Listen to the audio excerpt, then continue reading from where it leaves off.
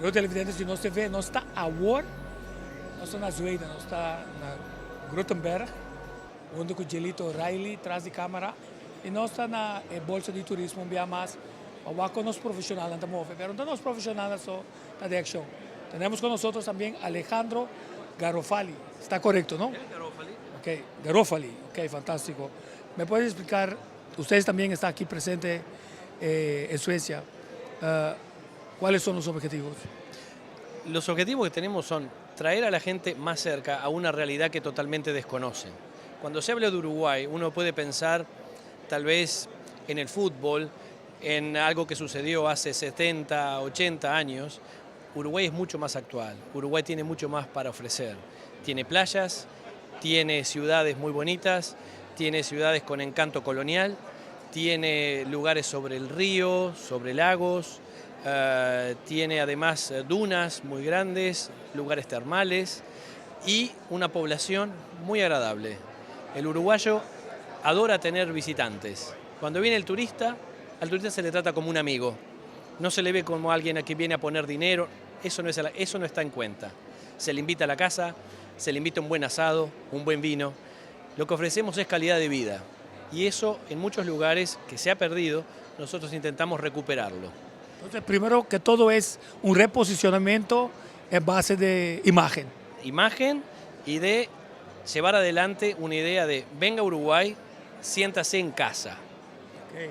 No tenemos montañas enormes para mostrarle, no es la idea. Tenemos un mar maravilloso, pero un mar de gente muy querida.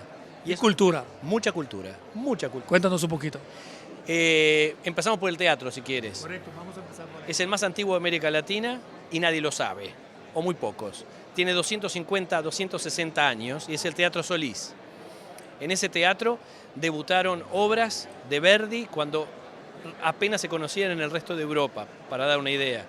Ahí han cantado cantantes importantísimos y solamente un teatro. Tenemos varios más, hay una orquesta filarmónica, una orquesta sinfónica, tenemos ballet. Hoy en día figuras número uno a nivel mundial del ballet están dirigiendo nuestro Ballet Nacional del Sodre.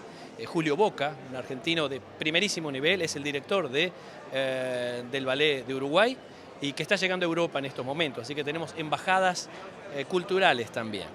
¿Qué más cultura? Fútbol, podemos hablar muchísimo. El año pasado llegamos a cuarto lugar en el Mundial y la verdad que creo que hubiéramos llegado, de no haber sido por Holanda, hubiéramos llegado más arriba. La próxima vez probablemente lleguemos en Brasil. Y como pueden ver, uno de los focos de Latinoamérica este año es el fútbol. Ahí tienen a La Celeste, nuestro equipo nacional. También es una moción, un motivo de promoción de Uruguay. El fútbol, que es gente. Ir a un espectáculo de fútbol en Uruguay con paz, con chicos, uno lo pasa bien. Es una experiencia completa. Yo como europeo te pregunto, en los estadios nada de violencia. Nada, no, violencia no, jamás, no, al revés. Porque yo no voy a ningún equipo de fútbol en Holanda porque tengo miedo. Sí. No. A comer un buen chorizo al pan, que decimos nosotros, tomarse una cervecita, disfrutar con la familia, ir con niños, se suele ir mucho con los niños, y disfrutar del partido. Hay mucha pasión, mucha pasión, que no falte nunca, porque somos latinos. Detecto un acento argentino. Es uruguayo. Ellos nos copiaron. Nos copiaron. Hombre. Entonces, el acento nuestro tiene una naturaleza del inmigrante que vino a Uruguay. En 1860, el 65% de la ciudad de Montevideo, de los habitantes de Montevideo, hablaban italiano. Quiere decir que en un país hispanoparlante, la influencia del italiano es tan grande que termina siendo que nuestro español tenga muchísimo de italiano, por lo menos en la entonación. Ese es el río platense.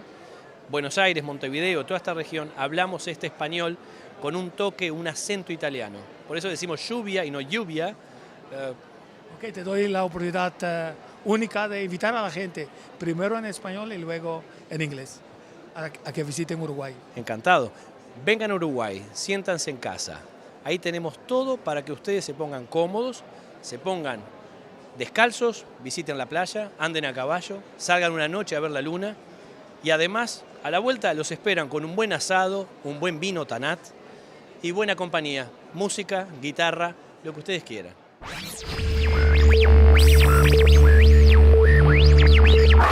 Oh,